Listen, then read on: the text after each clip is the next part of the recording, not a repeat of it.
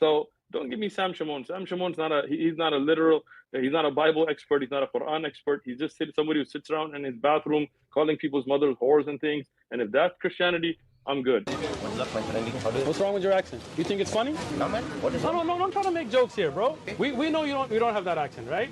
But next time you try to make a joke, I'll knock you out. But here's the challenge, Fat Boy. I'm going to read it for you guys. So here's my challenge to Fat Boy. Man up and discuss with me the following. Did your pedophile prophet, P-R-O-F-I-T, so I don't call him prophet, P-R-O-P-H-E-T. I call him prophet, P-R-O-F-I-T, because he was all about the prophet and raping women. Did your pedophile prophet confirm the Bible? Second topic. Does Islam teach Tawheed, or is it regurgitated paganism? Third topic. Did Muhammad sanction rape, adultery, and pedophilia? And the fourth topic. Can Ketchup Boy reconcile the contradictions of the Quran? Please forward my challenge to Mohammedan Porky Pig to see if he will go live on a channel of his choice with a neutral moderator to defend his woman-raping pedophile prophet, because he's very keen to attack the Bible contradictions. Well, if the Bible's corrupt, then that means you're further proving Muhammad is in hell under the feet of Christ, because your pedophile prophet confirmed the Bible. Prove me wrong, Ketchup Boy.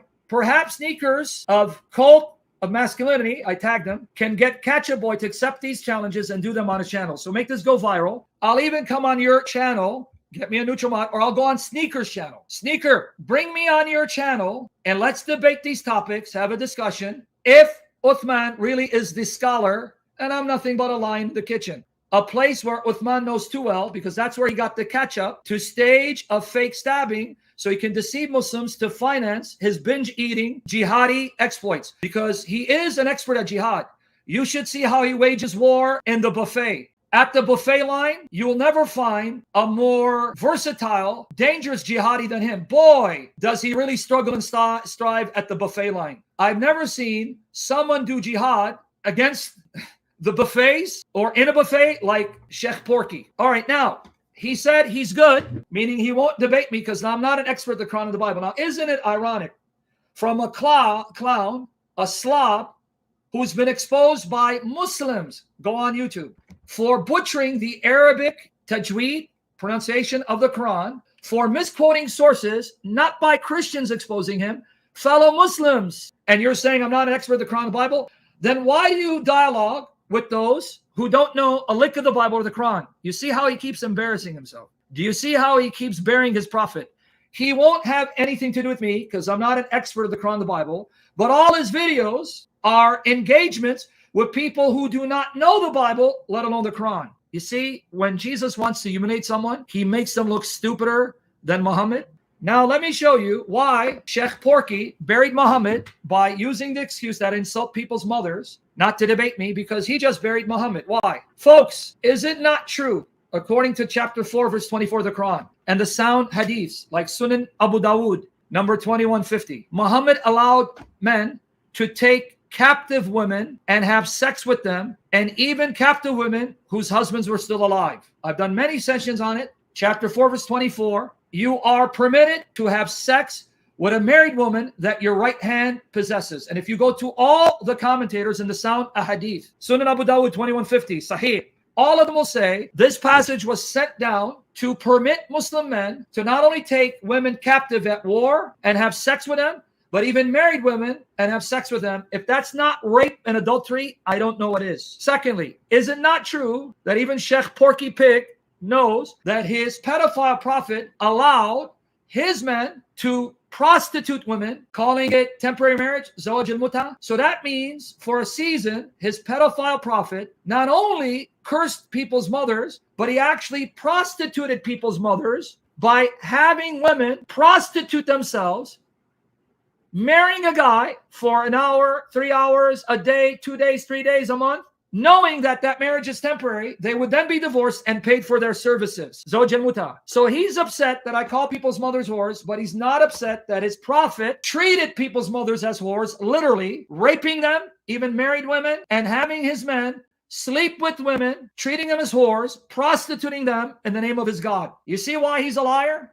He's just making an excuse to run like Aisha. But let me show you how vile Muhammad is. Did you know that Muhammad made a deal with his God, his Satan, that if he curses his companions and they don't deserve it, that Allah will take the curses and turn them into blessings? This is how sick Muhammad was. And I'm going to show you where he cursed an orphan girl and made her cry. Aisha reported that 2 persons visited Allah's messenger and both of them talked about a thing of which I'm not aware, but that annoyed him. And he invoked curse upon both of them. He cursed both of them, insulted them, and hurled malediction. And when they went out, I said, Allah's messenger, the good would reach everyone, but it would not reach these 2. You cursed them to hell. Now watch what he says. He said, why so? I said, because you have invoked curse and hurled malediction upon both of them. Now notice his excuse, brethren. Listen to this. Look how sick this guy is. He said, don't you know that I've made condition with my Lord, saying thus, O Allah, I'm a human being, and that for a Muslim upon whom I invoke curse or hurl malediction, make it a source of purity and reward. Did you catch it? What a deal, man.